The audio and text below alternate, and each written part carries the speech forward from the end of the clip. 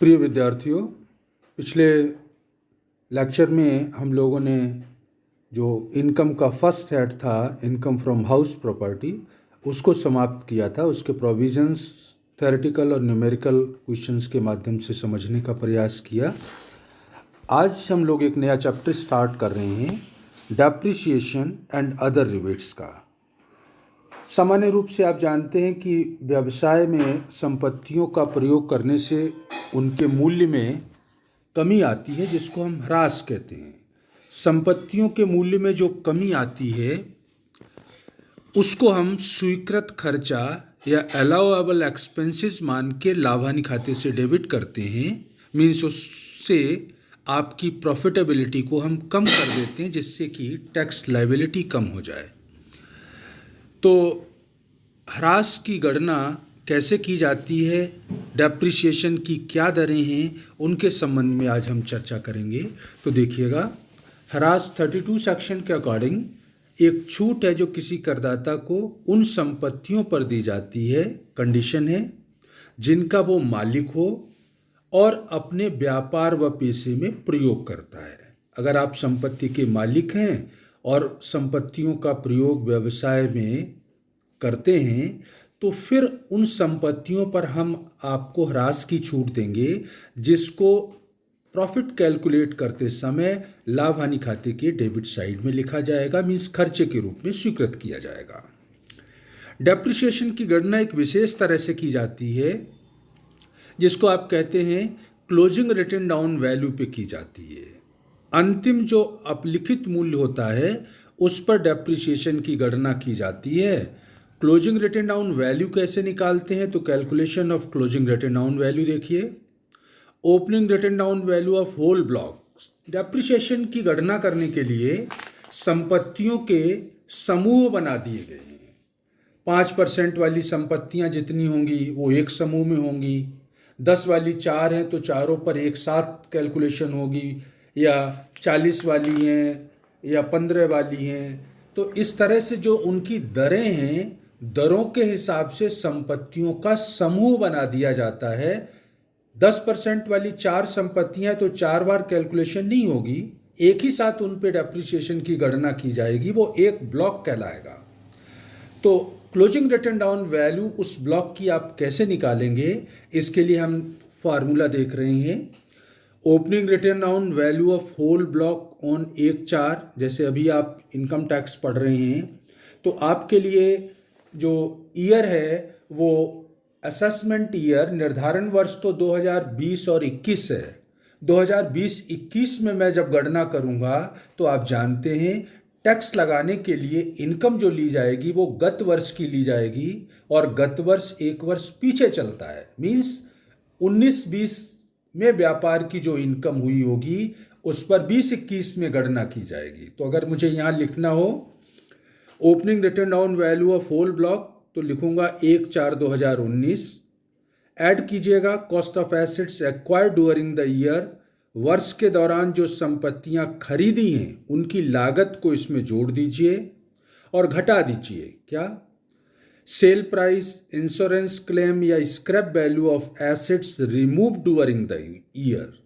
वर्ष के दौरान 19-20 के दौरान आपने जिन संपत्तियों को उपयोग से हटाया है या बेचा है, उनसे जो पैसा मिला है उसको घटा दीजिए। कहने का मतलब ओपनिंग रिटन डाउन वैल्यू पूरे ब्लॉक की लीजिए, जो संपत्तियां खरीदें उनके मूल्य को जोड़ दीजिए, और जो हटाएं या बेचें उनके विक्रय मूल्य को लेस कर दीजिए।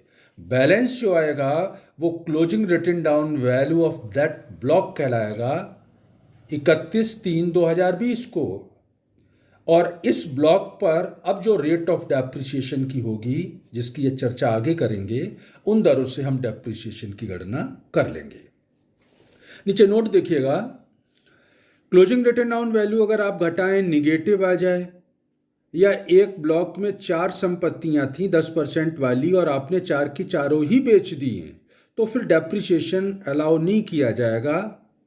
निगेटिव आ जाए, माइनस में आती है घटाने पर क्लोजिंग रिटन डाउन वैल्यू, या उस ब्लॉक की सभी संपत्तियों को बेच देंगे तो डेप्रिसिएशन की गणना नहीं की जाएगी। कई बार क्या होता है, संपत्ति आप खरीदते हैं तो सरकार द्वारा सहायता या अनुदान के रूप में कुछ पैसा दिया जाता है, तो लागत में से सहायता या अनुदान की राशि को अगर मिली है तो वो घटा दी जाएगी। 1 लाख की मशीन है, 20,000 सब्सिडी है, तो ऊपर जब आप जोड़ेंगे कॉस्ट ऑफ एसेट्स एक्वायर्ड तो 1 लाख नहीं जोड़ेंगे बल्कि 80,000 लेंगे। वैज्ञानिक अनुसंधान में अगर कोई संपत्तियां प्रयोग में ली जाती हैं तो उन पर हम डेप्रिसिएशन अलाउ नहीं करते हैं, उन पर 100% छूट दी जाती है। किस तरह से दी जाती है इसकी चर्चा आगे बिजनेस हेड में की जाएगी।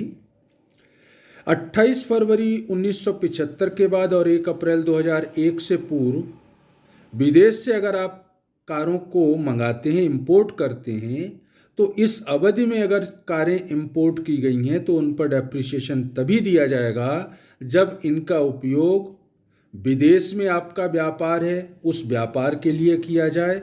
अगर भारत में लाई गई हैं तो भारत में टूरिस्ट को लाने ले जाने के लिए इनका प्रयोग किया जाता है, तो फिर उस पर डेप्रिसिएशन देंगे, अदरवाइज अलाउ नहीं करेंगे। 1 अप्रैल 2001 से इंपोर्टेड कार्स पर उसी तरह से डेप्रिसिएशन स्वीकृत किया जाता है जिस तरह से इंडिया में बनी कारों पर स्वीकृत करेंगे। तो ये तो एक जनरल फॉर्मेट हो गया कि क्लोजिंग रिटन डाउन वैल्यू निकाल लेंगे और जो रेट उस पर चार्ज होनी चाहिए इनकम टैक्स एक्ट के अकॉर्डिंग, उस दर से हम डेप्रिसिएशन कैलकुलेट करके प्रॉफिट एंड लॉस अकाउंट से डेबिट कर देंगे। तो रेट्स ऑफ डेप्रिसिएशन क्या है उसके बारे में जरा देखिएगा स्क्रीन पर। बिल्डिंग, पहला ब्लॉक होता है बिल्डिंग का भवन। भवन में सड़कें, नालियाँ, कुएं, पुल, रहने के मकान, होटल, दुकान, गोदाम, इन सबको शामिल किया जाता है। तो आवासीय भवन रहने का मकान है, होटल और हॉस्टल को छोड़ दीजिए। रहने का मकान है, होटल और हॉस्टल को छोड़ करके तो डेप्रिसिएशन चार्ज होगा 5%। अदर हाउसेज, अन्य जितने भी मकान हैं, होटल और हॉस्टल भी उसमें शामिल है, उस पर डेप्रिसिएशन चार्ज करेंगे 10%। कई बार टेम्परेरी टिन शेड या लकड़ी का कोई ढांचा खड़ा कर देते हैं तो वहाँ पर हम डेप्रिसिएशन अलाउ करेंगे 40%। फर्नीचर फिटिंग्स जिसमें इलेक्ट्रिक फिटिंग भी शामिल है, डेप्रिसिएशन चार्ज होता है 10% की रेट से। Plant and machinery main point होता है, तो जनरल रेट प्लांट और मशीनरी पर होती है 15%, और किराए पर न चलने वाली जो कारें हैं जिनको हम किराए पर नहीं चलाते हैं, बिजनेस के काम में ही अपने लेते हैं, तो उन पर भी 15% ही अलाउ किया जाएगा। लेकिन अगर मोटर गाड़ियों को किराए पर चलाने का व्यवसाय है तो ऐसी मोटर कारों पे 30% डेप्रिसिएशन अलाउ करेंगे। समुद्री जहाज, वेसल्स, स्पीड बोट 20% की कैटेगरी में आएंगी। Aeroplanes, arrow engines, life saving medical equipments 40% में आते हैं।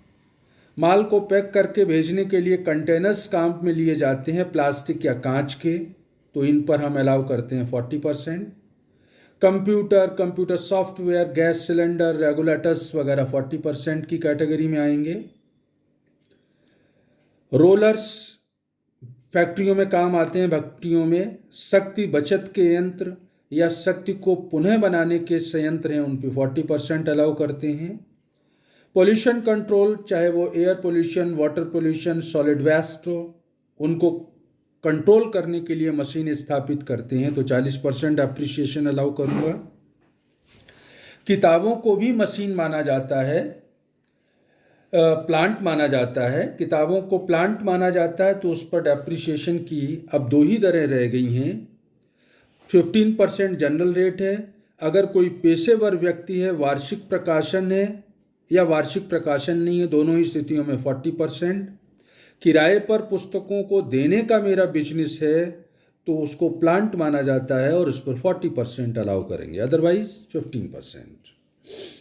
संपत्तियों का जो चौथा समूह होता है वो इनटेंजिबल एसेट्स का कहलाता है। अमूर्त संपत्तियां जो दिखाई नहीं पड़ती हैं, जैसे पेटेंट, ट्रेडमार्क, कॉपीराइट, फ्रेंचाइजी है किसी की, लाइसेंस है आपके पास, तकनीकी नो हाउ है या बिजनेस का अधिकार है टेलीकॉम लाइसेंस को छोड़ करके।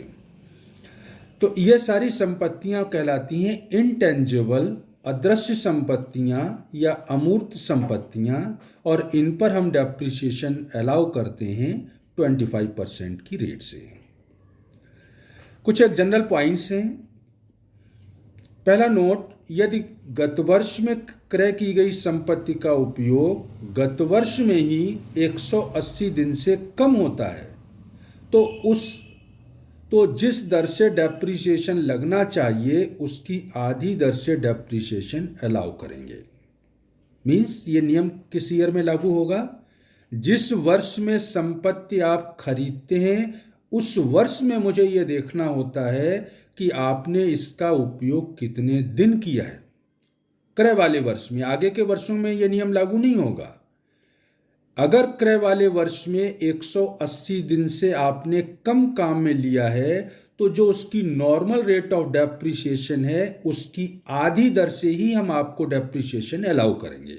दिसंबर में मशीन खरीदी आपने, जनरल रेट है 15%, तो 15 हम अलाउ नहीं करेंगे क्योंकि मार्च में ईयर एंड हो जाएगा।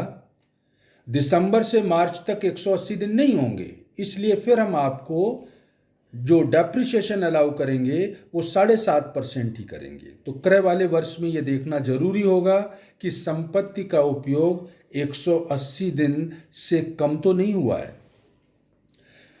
यदि मशीनरी का उपयोग ऐसी वस्तु को बनाने में या ऐसी तकनीक को काम में लेने के लिए किया जाता है, या तो ऐसी वस्तु बनाएं या ऐसी टेक्निक को काम में लेने के लिए मशीन का प्रयोग करते हैं जिसका आविष्कार किसी आईआईटी, विश्वविद्यालय, राष्ट्रीय प्रयोगशाला ने किया है, तो फिर इस मशीनरी पर 15% के स्थान पर 40% की दर से डेप्रिसिएशन अलाउ किया जाएगा। कंडीशन ये कि ऐसी तकनीक या वस्तु का आविष्कार IIT, Indian institute of technology, किसी यूनिवर्सिटी या नेशनल लेबोरेटरी ने किया और आपने उसके लिए मशीन लगा दी, तो 15 की जगह 40%। कई बार उपहार या वसीयत में संपत्ति प्राप्त होती है, तो आप जानते हैं उपहार या वसीयत में संपत्ति मिली है तो वो तो फ्री में ही मिली होगी, कॉस्ट नहीं होती है। लेकिन डेप्रिसिएशन की जब गणना करेंगे, क्लोजिंग रिटन डाउन वैल्यू निकालेंगे, तो मुझे लिखना होता है cost of asset acquired during the year, वर्ष के दौरान प्राप्त की गई संपत्ति की लागत। उपहार या वसीयत में प्राप्त संपत्ति की लागत वैसे तो कुछ होती नहीं है, लेकिन डेप्रिसिएशन की गणना करने के लिए इसकी लागत वही मानी जाएगी जो उपहार देने वाले या पूर्व स्वामी के लिए इसकी रिटन डाउन वैल्यू होगी। अगर किसी ने 4 साल पहले संपत्ति खरीदी और अब आपको गिफ्ट कर दी, तो 4 साल में जो उसको डेप्रिसिएशन की छूट मिली है वो लागत में से घटा दीजिएगा। अब उसकी जो written down value at present है वही आपके लिए प्राप्त की लागत मानी जाएगी। मोटर टैक्सी जिसे 23 अगस्त 2019 से 31 मार्च 2020 के बीच में प्राप्त किया है आपने, और इसका उपयोग 1 अप्रैल 2020 से पहले कर दिया है टैक्सी के रूप में चलाने के लिए, तो ऐसी टैक्सी पर डेप्रिसिएशन जो अलाउ होता है वो होता है 45% की रेट से। तो 2 पॉइंट हो गए। डेप्रिसिएशन की गणना क्लोजिंग रिटन डाउन वैल्यू पे की जाएगी। इसका ये फॉर्मेट है, opening value at purchase less कीजिए sale price, closing written down value. Closing written down value से इनमें से जो भी दर लागू हो रही होगी उस दर से हम डेप्रिसिएशन कैलकुलेट करेंगे। कुछ एक एडिशनल पॉइंट्स हैं। अतिरिक्त ह्रास की छूट दी जाती है on purchase of new plant and machinery. तो अतिरिक्त ह्रास की छूट के बारे में क्या नियम है वो जरा देखिएगा। अतिरिक्त ह्रास की छूट मशीनरी की लागत पर 20% की दर से दी जाती है। जो भी मशीन की लागत है, ब्लॉक से संबंध नहीं है, जो भी संपत्ति आपने मशीन खरीदी है उसकी लागत कितनी है उसका 20% अलाउ किया जाएगा। यदि प्लांट का उपयोग क्रय करने वाले वर्ष में 180 दिन से कम होता है तो रेट को हम आधा कर देंगे, 20 की जगह 10% ही अलाउ करेंगे। कंडीशन, करदाता किसी वस्तु के निर्माण या उत्पादन में लगा हुआ होना चाहिए। यह आवश्यक है कि प्लांट को 31/3/2005 के बाद खरीद के स्थापित किया हो। अगर किसी प्लांट को 2005 से पहले प्राप्त कर लिया और स्थापित 1 अप्रैल 2005 के या इसके बाद कर रहे हैं तो छूट नहीं मिलेगी। दोनों कंडीशन पूरी करनी पड़ेंगी। 31 मार्च 2005 के बाद परचेज करें और इंस्टॉल करें तो मैं आपको प्लांट व मशीनरी की कॉस्ट का 20% एडिशनल डेप्रिसिएशन अलाउ करूंगा। अगर क्रय करने वाले वर्ष में 180 दिन काम में नहीं ली गई है मशीन तो फिर उस पर रेट को आधा कर दिया जाएगा। लेकिन कुछ प्लांट एंड मशीनरी ऐसी हैं जिन पर एडिशनल डेप्रिसिएशन की छूट नहीं दी जाती है। कौन कौन सी? अगर आपने जहाज, शिप्स, एयरक्राफ्ट या रोड ट्रांसपोर्ट व्हीकल, सड़क पर चलने वाली गाड़ियां, व्हीकल खरीदे हैं, इन पर कोई अतिरिक्त राशि की छूट नहीं दी जाएगी। पहले से प्रयोग की गई मशीनरी अगर आपने खरीदी है, मीन्स सेकेंड हैंड मशीनरी खरीदी है। ऑफिस या रेजिडेंशियल बिल्डिंग में प्रयोग करने के लिए कोई मशीन खरीदी है तो भी अतिरिक्त राशि की छूट नहीं मिलेगी। ऑफिस के अगर कोई इक्विपमेंट खरीदे हैं उन पर भी अतिरिक्त राशि की छूट नहीं मिलेगी। ऐसी मशीनरी जिसे स्थापना वाले वर्ष में ही बेच दिया गया, कोई मशीन खरीदी, इंस्टॉल की और फिर साल के दौरान बेच भी दिया तो भी अतिरिक्त राशि की छूट नहीं मिलेगी। तो निर्माण या उत्पादन में जो मशीनें सहयोग कर रही हैं उन मशीनों को प्राप्त करने के लिए 31 मार्च 5 के बाद अगर आप उनको खरीदें और इंस्टॉल करें तो 20% एडिशनल डेप्रिसिएशन अलाउ करूंगा। 180 डेज यूज में नहीं लिया in the year of purchase तो रेट को हाफ कर दूंगा, मीन्स 10% अलाउ करूंगा। चाय, कॉफ़ी या रबर के जो उत्पादक हैं उनको भी अतिरिक्त राशि की छूट स्वीकृत की जाती है या अतिरिक्त रिबेट दी जाती है जो चाय कॉफ़ी के निर्माण में लगे हुए हैं। इस कटौती का लाभ उठाने के लिए करदाता को गत वर्ष की समाप्ति के बाद 31 मार्च को ईयर एंड होगा, 6 माह के भीतर अथवा रिटर्न भरने की जो निर्धारित तिथि है दोनों में से जो पहले हो उस तक अमाउंट जमा करनी होगी राष्ट्रीय ग्रामीण विकास बैंक में, national bank for agriculture and rural development, राष्ट्रीय कृषि व ग्रामीण विकास बैंक में। अगर जमा कर दिए तो हम उनको छूट देते हैं अतिरिक्त 33AB में। क्या? जितना पैसा उन्होंने जमा किया, अमाउंट डिपॉजिटेड विद नाबार्ड, और ऐसी छूट को घटाने से पहले तक उनकी सारे खर्चों को घटा के जो लाभ आ रहा था उस प्रॉफिट का 40%। तो अगर आप गत वर्ष की समाप्ति के 6 माह के भीतर या रिटर्न भरने की तारीख जो दोनों में जो पहले हो उस तिथि तक नाबार्ड में अगर पैसा जमा कर देंगे तो चाय, कॉफ़ी के या रबर के उत्पादनकर्ताओं को एक अतिरिक्त छूट दी जाती है और वो छूट दी जाएगी अमाउंट डिपॉजिटेड विद नाबार्ड और 40% ऑफ प्रॉफिट, दोनों में से जो कम हो उसे लाभ हानि खाते के डेबिट साइड से घटा दिया जाएगा। इसी तरह से साइट रेस्टोरेशन फंड 33ABA, ये कटौती जो पेट्रोलियम और प्राकृतिक गैस या दोनों के उत्पादन और विकास में लगे उन करदाताओं को इसकी छूट दी जाती है और इस छूट का लाभ उठाने के लिए करदाता को स्टेट बैंक ऑफ इंडिया में एक खाता खुलवा करके उसमें पैसा जमा कराना होता है गत वर्ष की समाप्ति से पूर्व। गत वर्ष की समाप्ति से पूर्व अगर आपने SBI में पैसा जमा कर दिया है तो फिर हम आपको अतिरिक्त छूट देंगे भूमि पुनर्स्थापना निधि के नाम से। साइट रेस्टोरेशन फंड की छूट कैसे दी जाएगी? Amount deposited with state bank of India, कितना पैसा आपने जमा किया है, और 20% of profit of such business, आपके पेट्रोलियम प्राकृतिक गैस के उत्पादन से जो लाभ हुआ है उसका 20%, दोनों में से जो कम होगा वो लाभ हानि खाते से डेबिट कर दिया जाएगा। संपत्ति उपहार या उत्तराधिकार में प्राप्त होती है तो पहले भी बता चुका हूँ, वैसे तो फ्री में मिलती है लेकिन डेप्रिसिएशन की गणना के लिए इसकी लागत वही मानी जाती है जो इसके पूर्व स्वामी के लिए रिटन डाउन वैल्यू होती है। तो किसी भी संपत्ति पर डेप्रिसिएशन चार्ज करने के लिए इंडिविजुअल संपत्ति पर डेप्रिसिएशन नहीं लगता है, उस संपत्ति के समूह पर एक साथ डेप्रिसिएशन की गणना की जाती है। समूह के क्लोजिंग रिटन डाउन वैल्यू पे डेप्रिसिएशन लगेगा। क्लोजिंग रिटन डाउन वैल्यू कैसे निकालेंगे? Opening written down value at cost of assets purchase during the year, add कीजिएगा sale price of assets removed और scrap during the year, closing written down value आ जाएगी। फिर जो निर्धारित दरें हैं उन दरों से हम डेप्रिसिएशन की गणना कर लेंगे। कुछ स्थितियों में अतिरिक्त राशि की छूट देते हैं।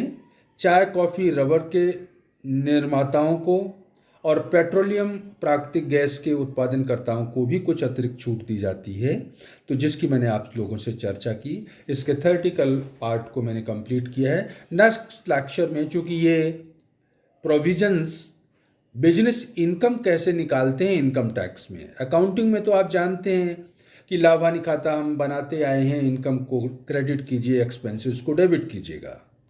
तो आपने जो इनकम निकाली होगी वो अकाउंटिंग पर्पस से प्रॉफिट निकाला होगा।